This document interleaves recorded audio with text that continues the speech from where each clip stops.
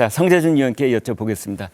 이제 홍준표 시장은 본인은 나는 이미 대표 2번이나 했어. 그러면서 택도 없는 소리 하지 마. 이제 이런 입장이긴 한데 그러나 주변에서는 결국은 뭐 한동훈, 뭐 홍준표 뭐 이런 얘기를 하고 있는 것 같아요.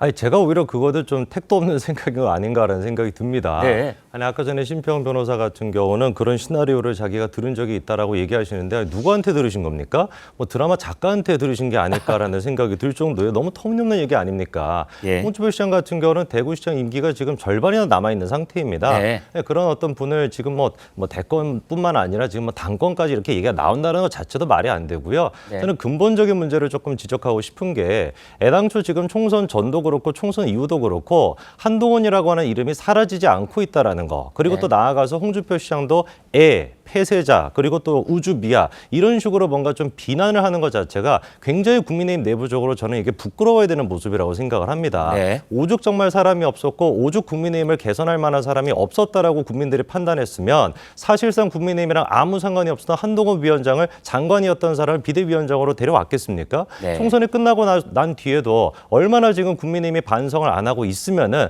또다시 한동훈 위원장이 총선 패배에 대한 책임이 있음에도 불구하고 당대표직을 맡아가지고 또다시 이끌어야 된다고 보는 거겠습니까? 네. 사실 지금 이 문제를 갖다가 팬덤이라고 볼 문제가 아니에요. 제가 보기에는. 네. 지금 보수 국민들 같은 경우는 한동훈인지 서동훈인지 남동훈인지 북동훈인지 관심이 없습니다. 네. 한동훈이라고 하는 사람한테 관심이 있는 것이 아니라 왜 도대체 지금 이 순간에도 보수우파 국민들이 한동훈이라는 사람을 지지했던 것인지 한동훈이 보여줬던 모습과 어떤 그 개혁에 대한 메시지 이거에 공감을 하고 있다는 거를 제발 좀 홍준표 시장도 그렇고 심평 변호사님도 그렇고 좀 그거를 느끼셨으면 좋겠습니다. 네. 사람 그 자체가 아니라 그 사람이 내걸었던 기치 이것을 이제 보수 진영 쪽의 지지자들은 지금 바라보고 있는 것 아니냐. 그 점을 홍준표 시장은 왜 놓치고 있는 거냐라고 이렇게 지적을 주셨습니다. 총선 참패 이후 여권의 차기 당대표 자리 그리고 거기에 얽혀서 한동훈 전 위원장이 복귀설 그리고 이제 홍준표 시장이 대항마가 될 것이라는 얘기 뭐 여러 추측이 난무를 하고 있는 상황인데 홍준표 시장이 그 한동훈 전 위원장을 향한 비판 때로는 굉장히 모욕적인 비판까지도 하는데요. 이제 지지자들이 나서서 말리고 있는 실정이라는 얘기까지 나오고 있는데 그 얘기 좀 자세히 알아봅니다. 최 기자. 예, 이 홍준표 시장이 지지자들과 온라인상에 소통하는 플랫폼이 있거든요. 네. 이 플랫폼의 한 지지자가 아무래도 역풍이 좀 불게 될 것 같아. 이렇게 한 전 위원장을 노골적으로 공격하는 게 결코 홍 시장에게 좋지 않을 것이다. 이런 취지의 이제 발언을 한 겁니다. 네. 특히나 뭐 우리를 괴멸시킨 이 애 밑에서 총선까지 치른 당 이런 취지로 이제 애라는 표현을 쓰면서 한 전 위원장을 지칭했잖아요. 이 네. 부분은 특히나 너무했던 것 아니냐 이런 취지의 지지자의 발언이 있었는데 이 부분에 대해서 홍 시장이 답글을 달았거든요. 문재인 사냥개가 돼서 우리를 괴멸시킬 때를 생각한다면 전혀 과하지 않다. 그렇게 생각하니까 맨날 당하고만 사는 것이다. 이러면서 강하게 반발했습니다. 네. 자, 저런 말을 쓰면은 저런 감정의 앙금이 때로는 몇 년, 뭐 10년 이상 가기도 하더라고요. 자, 그렇게 지금 감정의 고를 이미 파버렸고 그런 상황이 악화되고 있는데 홍준표 시장이 선거 이전에서도 한동훈 전 위원장만 언급하면 예민한 모습을 보여준 바가 있습니다. 들어보시겠습니다. 한동훈 장관 이야기는 별로 하고 싶어하지 않으시는 것 같고 이준 말을 그래 하면 안 되죠. 어? 방자합니까? 아이고 이전화 끊읍시다. 이상하게 말을 돌려가지고 아침부터 그래서. 아이고 죄송합니다. 아니 그러면요, 아이고, 홍 전화 시장님. 끊습니다. 아니 홍 시장님, 홍 시장님. 예. 아니 전화 이렇게 끊으시면 안 되죠. 청취자들이 듣고 계시. 어머 끊으셨어요 지금?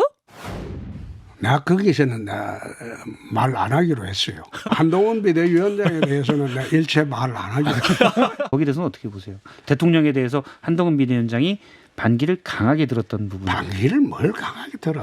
반기를 강하게 들 수 있는 배짱이나 있어요. 그거는 언론이 만들어주는 거지. 예쁘게 만들어주는 거지. 반기를 강하게 들 배짱이나 있냐 이렇게 이제 한동훈 전 위원장한테 그러면서 언론이 만들어주는 거다 또 이런 얘기를 했는데 홍 시장께 언론이 일부러 만들어주는 건 아닙니다. 자, 체육장 여쭤보겠습니다. 그런데 이제 홍 시장이 지금 이철규 그 친윤계 이철규 의원한테도 패장을 내세워서 또 한 번 망쳐하겠느냐 이렇게 이철기 의원도 이제 공격을 했어요. 그런 거 보면은 이제 홍 시장은 한동훈 위원장한테도 비판을 하고 또 이철기 의원은 지금 원내대표 나가겠다는데 그것도 말리고 이러고 있는데 스탠스가 어디에 있는 겁니까?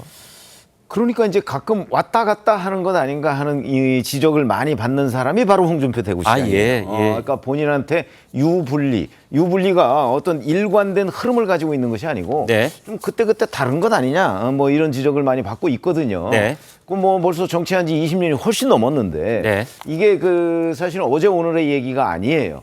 그래서 어찌 보면 홍준표 시장이 이 당에서 엄청나게 오래 거의 터줏대감 노릇을 하면서도 네. 바로 윤석열 이제 당시 검찰총장 같은 그 어떤 외부 인사 네. 뭐 그런 데한테 이제 결국 대권 후보 같은 거를 본인이 그 빼앗아 오지 못했잖아요. 네. 저는 저런 홍준표 대구시장의 정치 스타일이 네. 바로 그런 그 당내에서 그 많은 지지를 받지 못하는 하나의 원인이 되고 있다고 생각을 합니다. 네.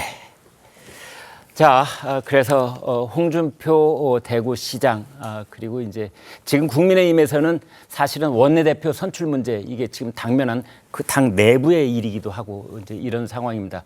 거기에 맞물려서 한동훈 전 비대위원장 얘기가 자꾸만 소환돼서 거론이 되고 있는 상황이다. 정리를 해 보겠습니다.